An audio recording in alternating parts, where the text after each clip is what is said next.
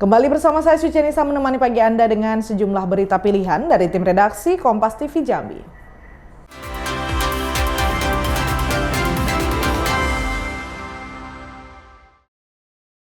Saudara, objek wisata Danau Gunung Tujuh di Kabupaten Kerinci Jambi sebagai surga yang tersembunyi di tanah Sumatera. Keindahan panoramanya yang memukau dengan nuansa alam yang masih asri dan udara yang sejuk. Objek wisata Danau Gunung Tujuh di Kabupaten Kerinci Jambi sebagai surga tersembunyi di tanah Sumatera. Keindahan panoramanya yang memukau dengan nuansa alam yang masih asri dan udara yang sejuk. Objek wisata Danau Gunung Tujuh merupakan salah satu wisata dengan panorama alam yang indah yang terletak di Desa Pelompe, Kecamatan Gunung Tujuh, Kabupaten Kerinci Jambi. Danau ini berada di ketinggian 1950 meter di atas permukaan laut. Karena ketinggiannya, danau ini dijuluki sebagai danau tertinggi di Indonesia, sekaligus merupakan danau kaldera tertinggi di Asia Tenggara. Untuk mencapai Danau Gunung Kerinci, Anda membutuhkan waktu sekitar 3 hingga 4 jam dengan berjalan kaki dari bawah kaki gunung. Trek menanjak dengan medan yang menantang menjadi pengalaman yang tak terlupakan. Meski melelahkan, setiap langkah terbayar dengan panorama alam yang menyegarkan mata. Saat tiba di Danau Gunung Tujuh, kesejukan udara dan heningnya suasana langsung menyambut. Pengunjung dijamu pemandangan hijau nan alami yang jarang ditemukan di tempat lain. Tempat ini dinamai Danau Gunung Tujuh karena dikelilingi oleh 7 puncak gunung, yakni Gunung Hulu Tebo, Gunung Hulu Sangir, Gunung Madura Besi, Gunung Lumut, Gunung Selasih, Gunung Jati Panggang, dan Gunung Tujuh itu sendiri. Jika Anda ingin mengarungi danau ini, ada nelayan yang menyediakan perahu. Satu perahu yang berisikan 10 orang hanya dikenakan biaya sebesar Rp25.000 per orang untuk sekali perjalanan. Danau Gunung Tujuh, katanya danau tertinggi ya? Iya, tertinggi se-Asia. FYP di TikTok bagus banget. Karena ya, FYP di TikTok bagus banget. Iya. Ternyata emang seindah ini, guys. sebelumnya kita di Lombok nggak pernah naik gunung loh. Kalau Perdana di saya sini. pernah, kalau saya Perdana pernah di sini. tektokan. Dari berbagai macam bukit di Lombok, naiknya di sini. Iya. Naiknya di sini. Iya. Emang pengalaman pertama first time lah naik gunung. Tujuh. Pada kesempatan weekend kali ini, kami bersama keluarga berkunjung ke Kabupaten Kerinci, tepatnya di Danau Gunung Tujuh. Ini salah satu danau kaldera tertinggi di Asia Tenggara. Kita mencoba untuk mengeksplor suasana alam yang sejuk, apalagi nanti pada saat ketemu di danaunya. Danau tertinggi dengan ketinggian hampir 2000 meter di atas permukaan laut. Ini menjadi salah satu rekomendasi bagi kita bersama keluarga untuk menghabiskan akhir pekan. Harga tiket masuk ke lokasi ini relatif terjangkau. Di hari kerja, pengunjung cukup membayar Rp30.000 per orang. Untuk yang ingin berkemah, tarifnya Rp45.000 untuk 2 hari 1 malam. Sementara itu di akhir pekan atau hari libur, tiket masuk dibanderol Rp35.000 dan tarif berkemah menjadi Rp55.000 per orang. Para pengunjung bisa mendirikan tenda di pesisir danau yang memiliki hamparan pasir luas dan nyaman untuk berkemah. Tim Liputan Kompas TV Jambi. Greenhouse merupakan inovasi modern dalam dunia pertanian yang memberikan banyak manfaat dan keuntungan.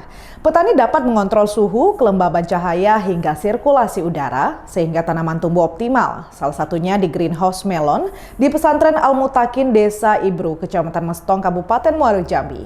Di sini bisa panen buah melon segar dengan rasa yang enak. Greenhouse merupakan inovasi modern dalam dunia pertanian, memberikan banyak manfaat dan keuntungan. Petani dapat mengontrol suhu, kelembaban, cahaya, hingga sirkulasi udara, sehingga tanaman tumbuh optimal. Salah satunya di Greenhouse Melon di Pesantren Al-Mutakin, Desa Ibru, Kecamatan Mestong, Kabupaten Muaro Jambi. Di sini bisa panen buah melon segar dengan rasa yang enak. Deretan buah melon menggantung rapi dalam sebuah greenhouse di Desa Ibru, Kecamatan Mestong, Kabupaten Muaro Jambi. Melon jenis Intanon itu nampak segar, dirawat dengan sepenuh hati. Greenhouse melon yang ada di Pondok Pesantren Al-Mutakin ini mampu menampung 1.300 batang bibit melon Intanon yang ditanam dengan metode hidroponik. Metode ini dipilih bagus karena dinilai lebih efisien, aman, dan minim risiko gagal tanam. Budidaya melon Intanon di greenhouse risiko gagal tanam lebih rendah. Tanaman terlindungi dari hama dan hujan sehingga kualitas bisa maksimal. Melon Intanon yang dibudidayakan sangat bagus, memiliki kualitas premium dengan tingkat kemanisan cukup tinggi.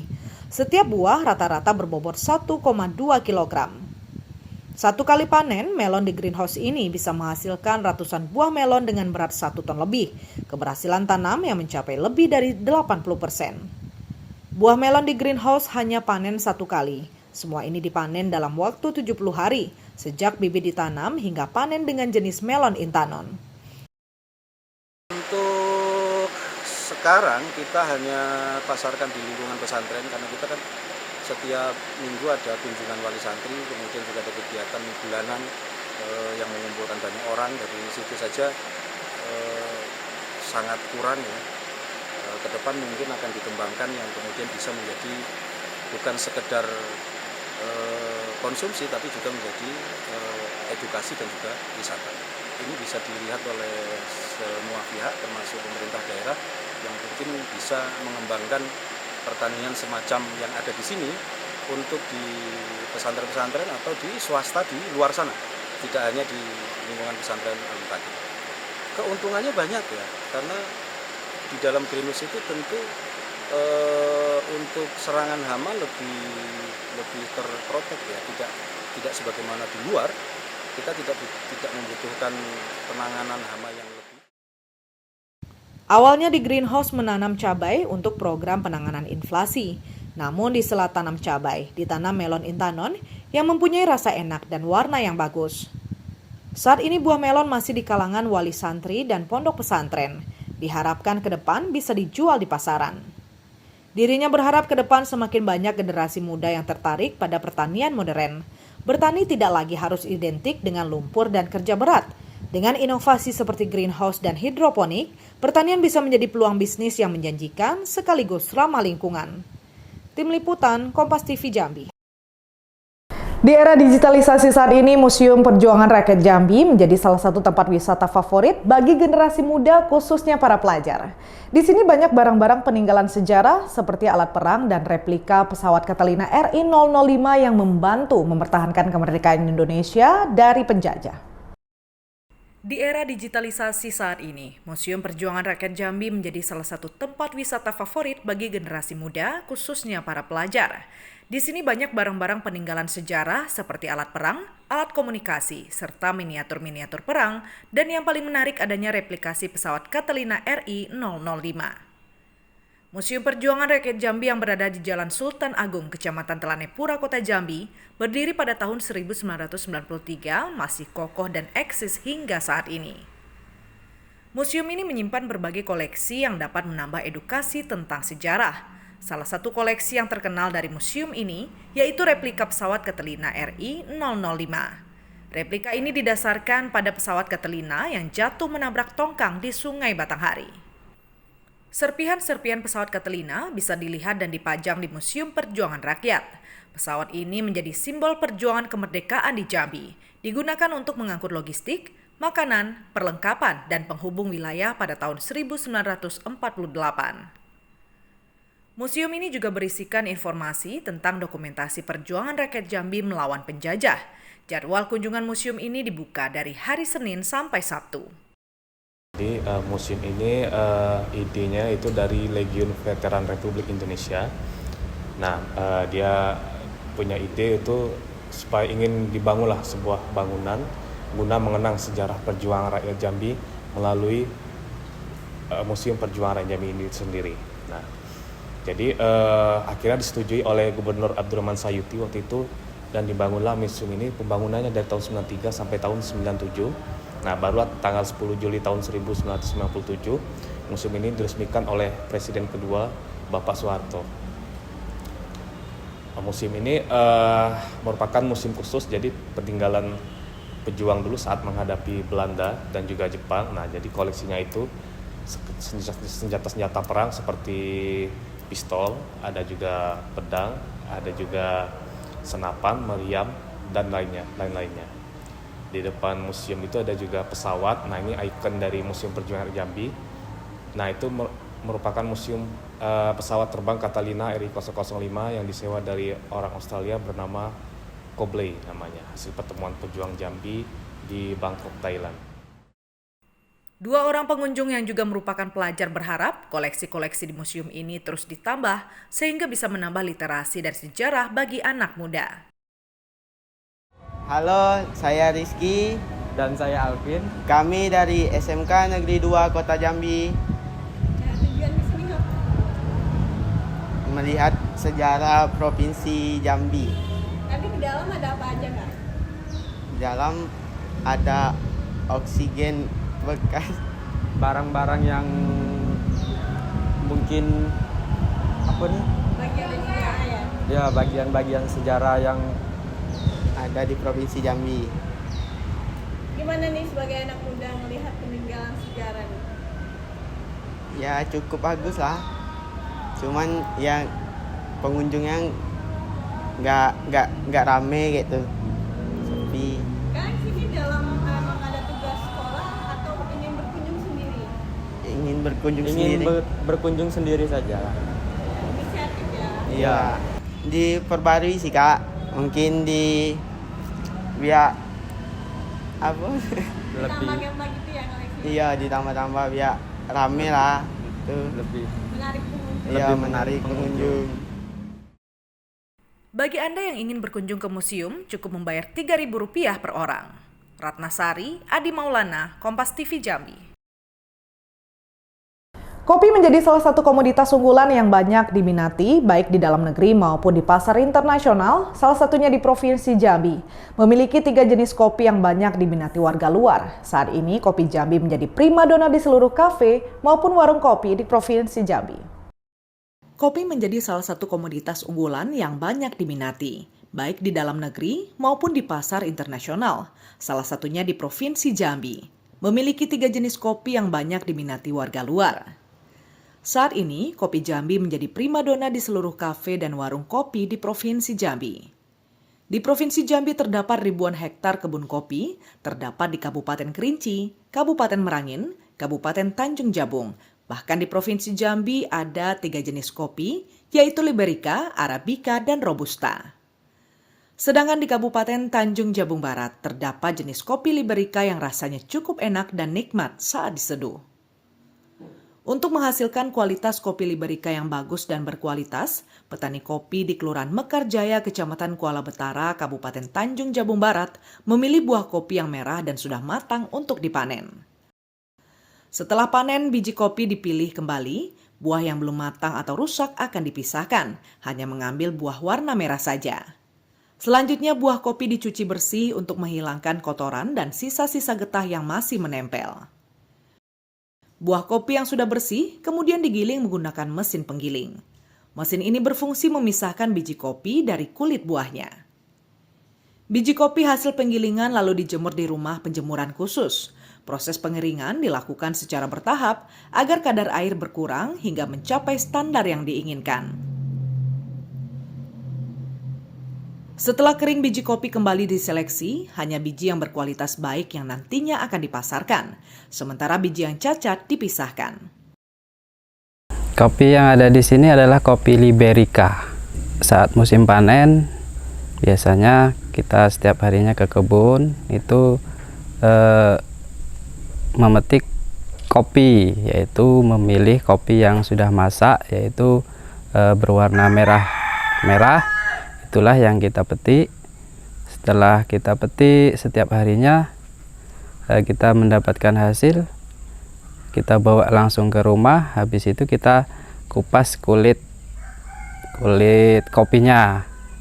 Setelah dikupas, baru dimasukkan di penjemuran. Langsung kita jemur kurang lebih 3 hari sampai dengan seminggu.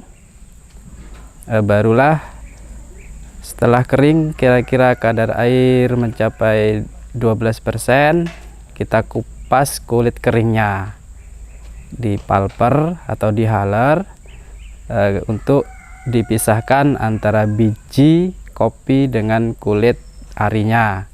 Setelah kopi itu bersih di haler, kita lakukan penyortiran.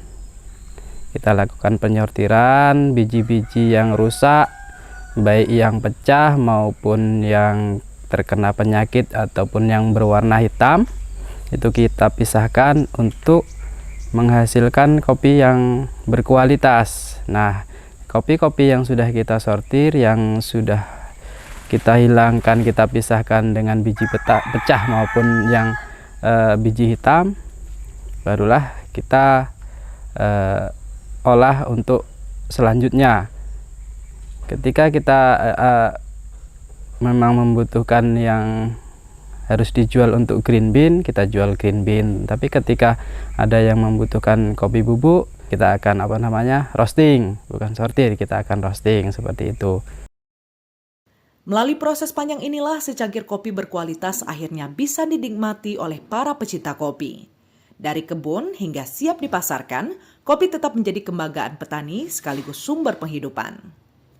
Bahkan para pecinta kopi bisa menikmati kopi sambil santai dengan cita rasa kopi yang nikmat. Kopi Liberica dari Kuala Betara di daerah Tanjung Jabung Barat itu yang tidak ada di semua provinsi mempunyai varietas dari kopi Liberica tersebut. Kebetulan yang saya jual di Beraso Coffee ini memang produk kopi asli Jambi semua. Jadi memang produk kopi yang kita olah sendiri dengan 3 varian yang tadi, yang dari Arabica dari Kerinci, Robusta dari Jangkat, dan Liberica dari Tungkal. Dan itu semua kita proses tanpa ada campuran ingredien apapun. Bahan bakunya kita bekerja sama dengan para petani-petani awalnya. Terus seiring waktu berjalan dan peminatnya semakin bertambah, maka kita bekerja sama dengan kelompok tani. Jadi saya pengennya dari hulu ke hilir itu juga bisa merasakan nikmatnya dari kopi itu sendiri dan keuntungan-keuntungan daripada usaha kopi itu sendiri.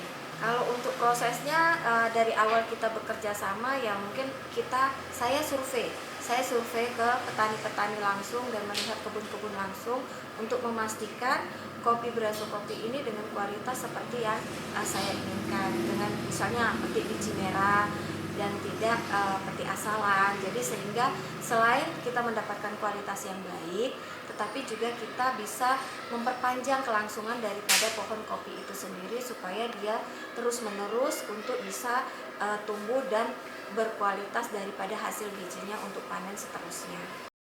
Bahkan kopi dari petani juga bisa dibeli di warung kopi Beraso di Kota Jambi. Di sini, kopi bisa dibeli dalam bentuk bubuk maupun dalam bentuk biji. Usaha kopi dari hulu sampai hilir bisa menambah perekonomian petani dan penjual. Bahkan petani mendapat bantuan dari PLN IPUBP Jambi dalam bentuk bibit kopi dan rumah penjemuran kopi. Adi Maulana, Kompas TV Jambi. Saudara warga Desa Ibru, Kecamatan Mestong, Kabupaten Muaro Jambi memproduksi pupuk kompos yang ramah lingkungan. Dalam 1 bulan bisa memproduksi 50 ton pupuk kompos organik dengan harga yang lebih murah dibanding pupuk kimia. Pupuk kompos telah menjadi salah satu solusi utama dalam pertanian berkelanjutan. Tidak hanya ramah lingkungan, tetapi juga memberikan manfaat ekonomi yang signifikan bagi petani dan masyarakat luas. Pupuk kompos sebagai solusi ramah lingkungan adalah kemampuannya dalam mengelola limbah organik. Limbah organik dan limbah perusahaan yang seharusnya menjadi sampah bisa diubah menjadi pupuk yang bermanfaat. Bahkan warga Desa Ibru, Kecamatan Mestong, Kabupaten Muaro Jambi memproduksi pupuk kompos yang ramah lingkungan. Dalam 1 bulan bisa memproduksi 50 ton pupuk kompos organik dengan harga lebih murah dibanding pupuk kimia. Produksi kompos organik menggunakan bahan dari limbah abu perusahaan sawit dan limbah peternakan ayam bertelur. Proses pembuatan pupuk kompos organik ini dimulai dari penyediaan bahan baku, melakukan proses inkubasi sampai 7 hari untuk menghidupkan mikroba agar bahan baku tercampur. Setelah itu dilanjutkan ke proses inkubasi kedua selama 15 hari dan siap untuk panen. Pupuk kompos organik ini tidak menjual bobot air, tapi menjual pupuk murni dengan kualitas unggul. Kelebihan pupuk kompos organik yaitu pada musim kemarau lebih cepat serap pupuk, sedangkan pupuk kimia tidak mampu serap dengan cepat karena air di tanah kurang. Selain itu, pupuk kompos juga sangat hemat biaya mencapai 50% dan kurangi pencemaran. Tanaman lebih subur dan tanah tetap subur. Pupuk kompos organik yang berasal dari beberapa bahan limbah dari beberapa perusahaan yang ada di Desa Ibru. Untuk bahan yang kita gunakan itu berasal dari beberapa perusahaan yang saya sebut tadi. Yang pertama adalah kita menggunakan limbah dari pabrik kelapa sawit. Itu ada abu dan solid. Kemudian ada juga dari pabrik peternakan ayam petelur. Yang kami manfaatkan adalah limbah feses ayam. Untuk penggunaan pupuk kompos ini memiliki beberapa keunggulan. Yang pertama bahwa kita wabil khusus di daerah Provinsi Jambi dan umumnya di Indonesia, kita menemui beberapa musim, yaitu bisa kita katakan musim kemarau. Nah, di saat musim kemarau ini pupuk kimia tidak mampu terserap secara cepat karena memang kadar air yang ada di dalam tanah kurang. Nah, sehingga solusi atau keunggulan dari pupuk kompos ini adalah pupuk yang mampu digunakan pada saat musim kemarau. Kemudian yang kedua, hemat biaya. Kemudian yang ketiga, mengurangi pencemaran lingkungan. Kemudian kalau di tanaman sendiri itu memiliki keunggulan, tanaman akan terus makan di dalam tanah karena pupuk kompos ini slow release atau lambat tersedia di dalam tanah tapi terus ada di dalam tanah. Sehingga tanaman kita itu lebih baik, subur tanpa cepat kehilangan dari unsur hara yang ada dalam tanah. Untuk pemasaran kita saat ini ada 2 wilayah besar, yaitu Jambi dan Sumsel, Sumatera Selatan. Jauh lebih irit, kemudian nanti penggunaan dari pupuk kompos ini per tahun hanya lebih kurang 1-2 kali saja. Untuk harga 1 karung pupuk kompos organik Rp115.000 per karung. Saat ini penjualan sudah ke Sumatera Selatan dan Riau. Jumadi, Kompas TV Jambi. Saudara, liputan tadi sekaligus menjadi penutup perjumpaan kita dalam Kompas Jambi kali ini. Saya Sujanisa, mewakili seluruh tim redaksi yang bertugas undur diri dan berterima kasih atas perhatian Anda. Sampai jumpa, Kompas TV, independen, terpercaya.